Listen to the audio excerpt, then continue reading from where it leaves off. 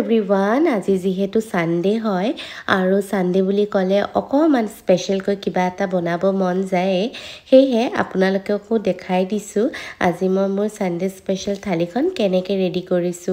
আহকচোন চাও তেন্তে মই আজি সানডে বুলি কি বনালো এয়া মই কচু বনাইছিলো কচুখিনি প্ৰথমত অকমান বইল কৰি লৈছো তাৰ পিছত আৰু এয়া পিয়াজ দিয়াৰ পিছত আদা নহৰু কেঁচা জলকীয়া পিচি দিছিলো বিলাহী দিলো তাৰ পিছত অকমান মসুৰ দালিও দিলো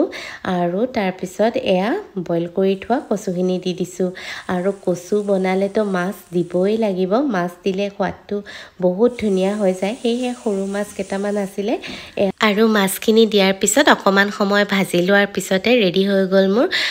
কচু ভাজি মাছৰ লগত আৰু তাৰ পিছত এনেকে কণী অলপ বইল কৰি ললো আলু অলপ বইল কৰি লৈ কণীৰ দম এখন বনালো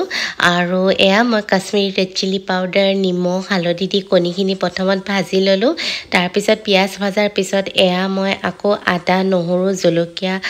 পিচি দিছিলো তাৰ পিছত বিলাহী দিছিলো আৰু যি মা মছলা আছিলে অকমান দিছো দি ধুনিয়াকৈ ভাজাৰ পিছত এয়া বইল কৰি থোৱা আলুখিনি দিলো তাৰ পিছত পানী দি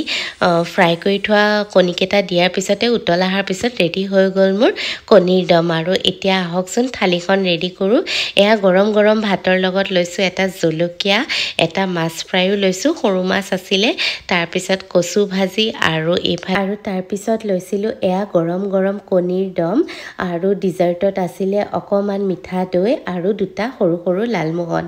আৰু এই আছিলে আজি মোৰ সানডে স্পেশাল থালি আপোনালোকে পিছে কেনে পালে আজি থালিখন কমেন্ট কৰি জনাব ভাল লাগিলে ভিডিওটো শেয়াৰ আৰু পেজটো ফলো কৰি দিব